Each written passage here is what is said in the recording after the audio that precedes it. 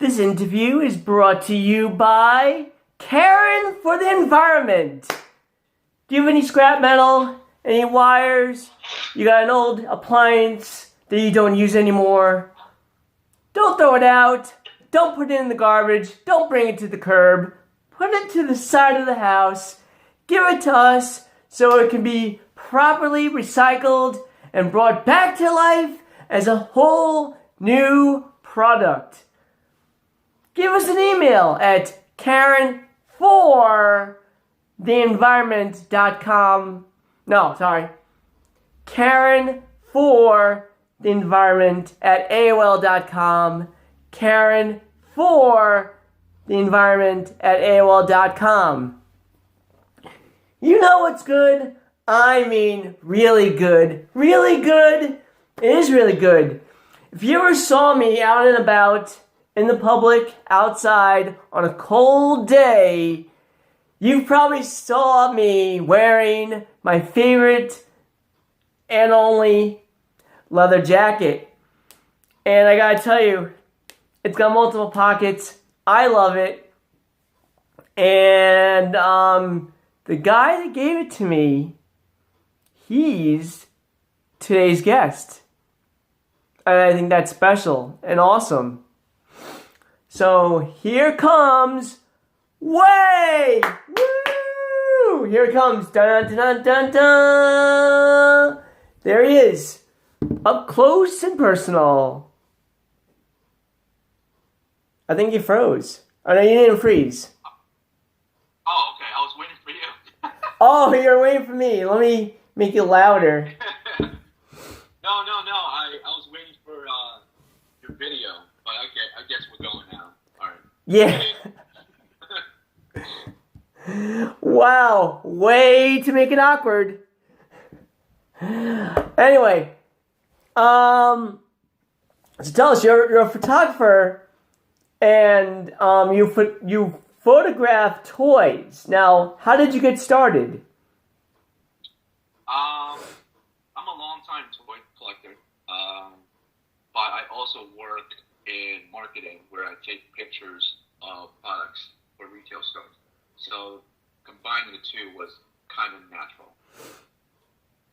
And I noticed that you like Woody and Toy Story and Buzz. I do. I grew up watching those movies.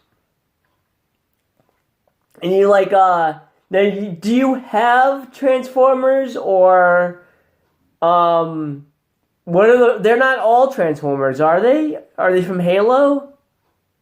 Yeah, some figures are from Halo. I don't really have a preference when it comes to photographing toys. Basically anything that interests me.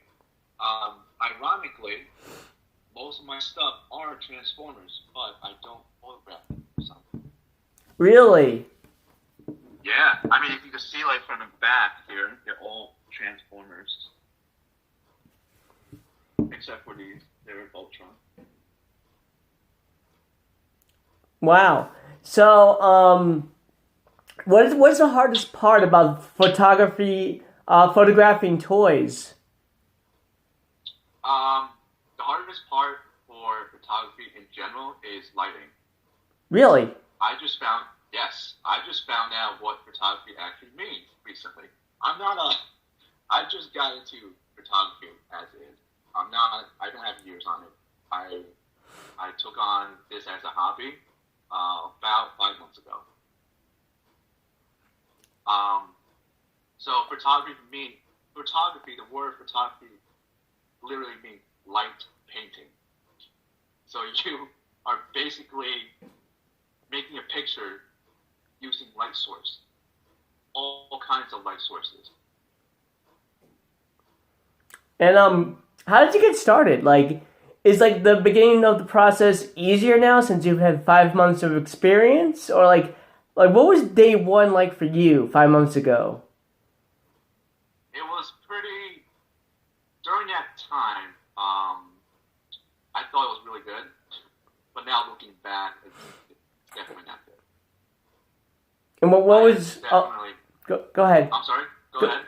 I was just going to say that I have definitely more experience than myself 5 months ago. And what was your first one? My first photo? Your first toy photo? My first toy photo was a Transformer, but it's not posted on Instagram. Ah. Yeah. It's, I didn't think it was good enough. It was more of me experimenting with, like, the camera and also my lights. That's one thing I learned, is that the better my lights are, I feel like the more of a good, better quality my pictures usually come out. Really? Yes, like I said, lighting, whether it's like from natural, which is outside, or studio lighting, is very, very important. If you don't have lighting in any of if you're in photography, if you don't have lighting, you don't have anything. I like that. It's true. I had to learn that along this journey of mine. And so tell us about your first Instagram toy picture. Like, what was it like setting that up? So, my first post on Instagram is an outside shot of one of my favorite characters from the game Street Fighter. It's Ryu from Street Fighter. So, it was a little awkward at first because, you're like in public, and I don't think anyone really seen people taking toys in public ever before. So it was a little nerve-wracking. I felt embarrassed. I was like, okay, no. So I pretty much laid the figure down, and then I took a picture of it with people walking by. And I really love the idea of toys interacting with things, people, things in the real world. And I took it, and it was like an instant, it was like an instant high. I was like, oh my god, I think I'm hooked. This is so cool. So, like, do you use fishing string for like the in-air shots when they're snowboarding and stuff? I use wires. Yeah. You could pick them up. Yeah, you could pick them up from your local hardware store. And fishing line is actually another thing they can use, but I don't really use it because wires, I feel, are more sturdy, and you can pose better with the wires. Really? Yes. And do you have an assistant, or you just work by yourself? There's a few times where I need assistance, especially for the action shots where I make like the snow, the sand kind of like explode. Yeah. I usually have a friend that will hit the shutter, so the button that takes the picture while I make the sand explode or the snow. But I haven't done those in a long time. So.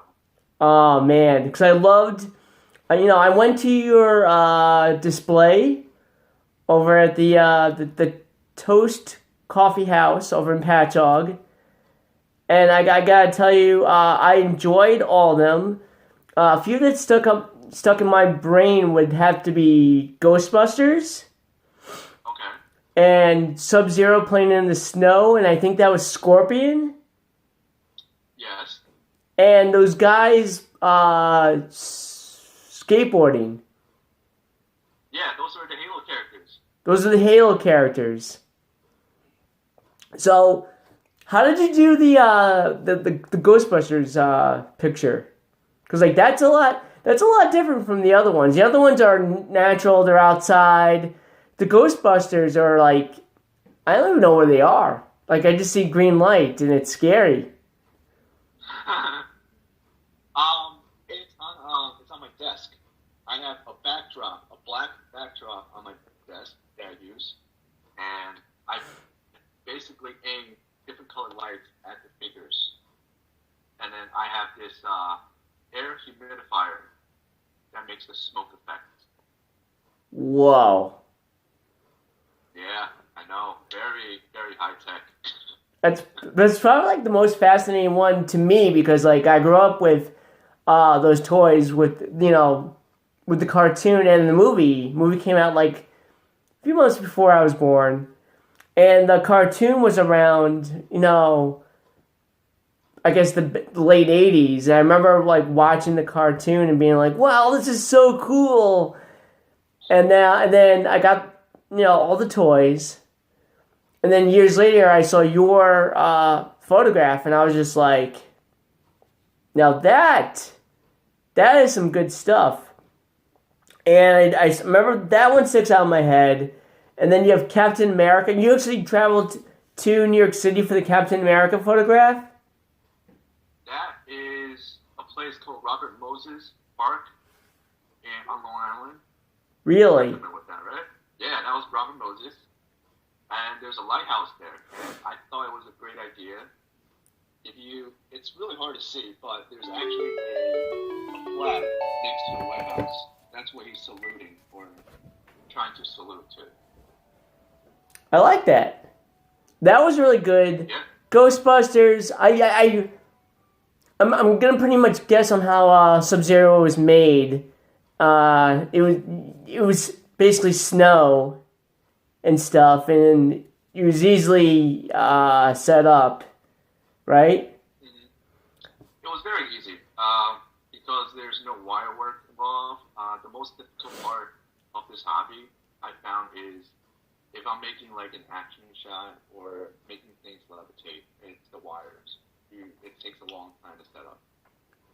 Now, do you have like multiple Woody figures? Because I noticed like there's two different faces with the various Woody pictures. There's like regular Woody, and there's one where he's looking like on a diagonal, kinda.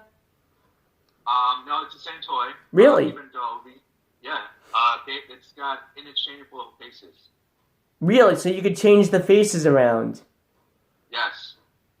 But for you to ask me if I have multiple ones, recently I acquired another Woody doll. That one's a little bit bigger than the one I originally have, and it's really fun to like have them interact with each other because they're essentially the same character, but they have like one's bigger than the other one, so I could like do different kinds of storytelling with them. I saw that. I got a kick out of the weightlifting one with Woody and I don't know the other guy's name. It's Juggernaut from X-Men. Yeah, I don't know much about X-Men at all. It's all good. Yeah, I wanted someone like, that looks really tough and, buff. And I only have that figure in my possession now. It's like that. So I thought it was a cool little thing to have him like kind of show Woody how to work out. I like that. So you must be like I heard that you're like an avid bodybuilder as well as working with toys. So I guessed that was that stemmed from like a real life personal interest. I want to say there's a story behind every photograph that I take that kind of have a personal interest of mine in real life. Definitely. Like skateboarding, right. Building things out of snow, or just generally just building things that, just in general, you build things. You want to be more specific than that? The robot. We love the robot. Yes. I like to work my creativity. If I could do it hands-on, I would definitely do it. Oh man, I want to bring you back here so we could specifically talk about that robot, because that thing was phenomenal. I was just like, I saw it live, and I wish I was doing the show back then, because it was just like, whoa, like that. Like you'll see in the video my hand gestures, but it was just like, whoa, so cool. Oh man. I really appreciate that. We need to have you on the show again so we could discuss the robot. Okay. So, I'd like to thank you for being on the show with us today. And I'm going to invite you to, if you want, If you want. I'm not telling you to do it, but if you want, you can put down your contact information in the comments below the video, as well as below the video on the fan page itself. All right, cool, yeah. Definitely. So it's been a pleasure as always, Wei. Hey, man, thank you for this. No problem. Talk to you later. See ya.